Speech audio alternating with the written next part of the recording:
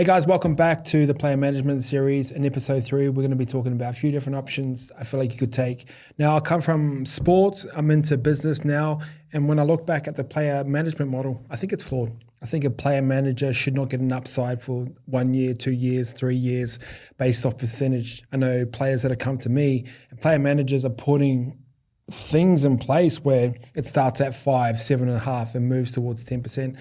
I don't think they should get an upside of your playing career. I think your family should get an upside of your playing career. I think your mum and dad should get an upside of playing career. I think you should get an upside of your playing career, not a guy who sits and negotiates one contract and does fuck all for the next 3 years. That feels a little bit flawed to me. Now, rule number 1, always remember this. Your player manager works for you, you don't work for them. If they make you feel guilty about them, get rid of them. All right, so I'm going to give you a couple of different options that you could use when it comes to player negotiation contracts. Now, I come back into the NRL. We played Melbourne Storm. We ended up beating them, who were the best team at the time. I played the Warriors, scored a hat trick, and I got offered a new 3-year contract the next day. Now, when I went in to sign that contract, I had the NRL contract, looked at the back paper. This is what you're going to get paid over the next 3 years. Boom, cool, sign, happy with that. Now, my player manager at the time, this is what he did. He was sitting right next to me right there, and he goes, yep, just sign there, sign there. And what he tried to do, bro, he tried to slip his player management thing. He goes, oh, this is the one. This is our player management system. You just sign here and we can get it done. And I was like, whoa, whoa, whoa. And I remember seeing that and I didn't understand what it was at the time, but he tried to slip it in and try to sneak it in.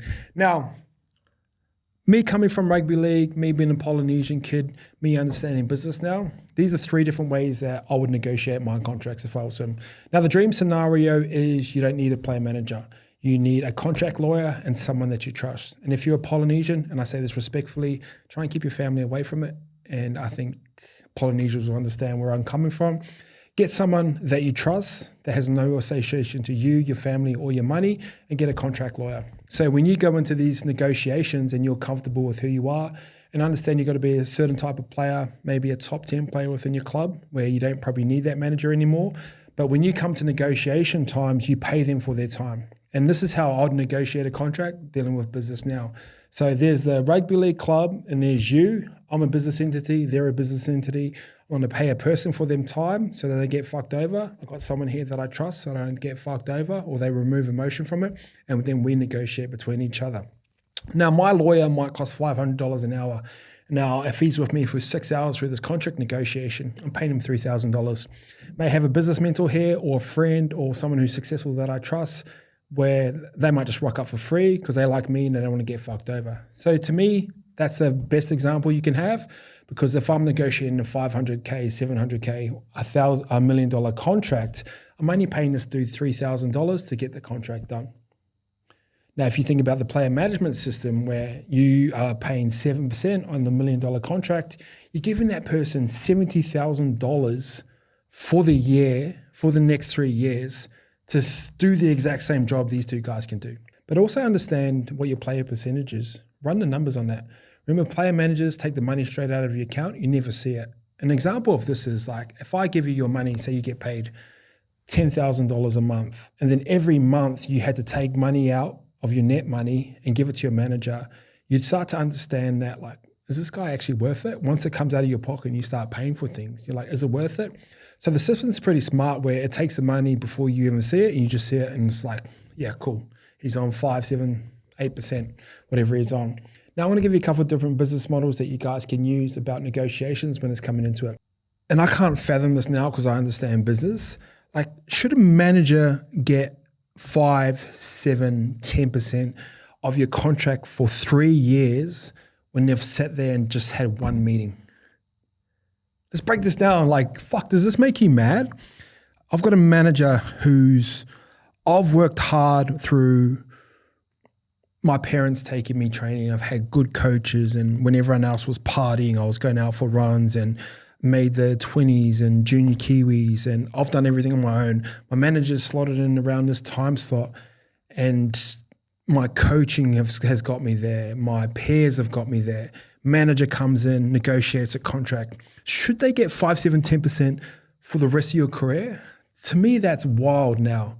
And I don't really understand where that works anywhere else within business unless they're working on top of this. Now, the next part is if you are tight with your player management, I'd understand what my market value is within the industry.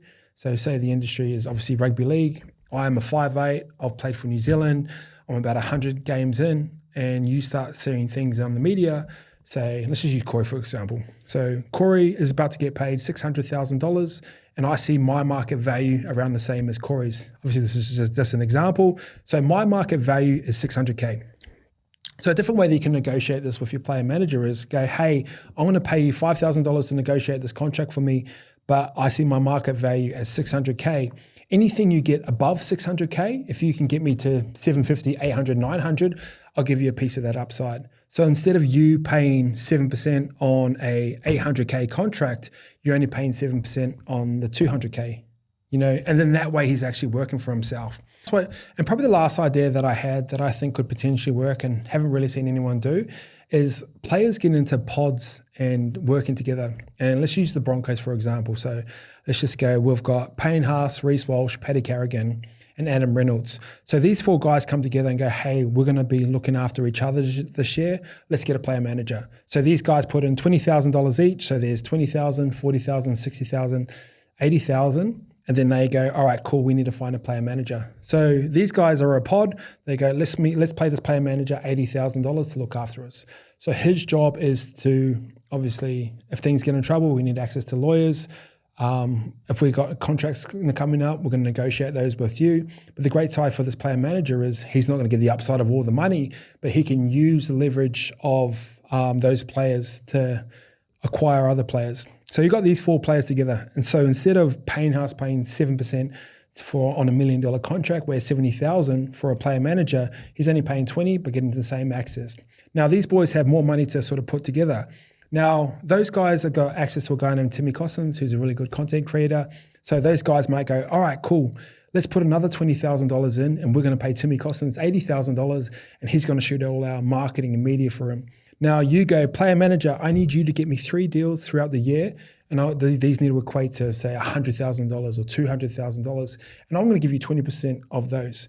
We've got access to a content creator, Timmy Cossins, who's going to build out all the content for us and then that way you can get money into the ecosystem. So therefore, you are paying a manager to do a role that is covering 4 different people, but you actually have to get that player manager. The player manager actually has to go out and work and source brand deals before that can happen. And they've already got access to a content creator who can do all the work. There's just a couple ideas that you guys can use when going into a new contract negotiation. Don't pay 7 or 10%. You're throwing your money away.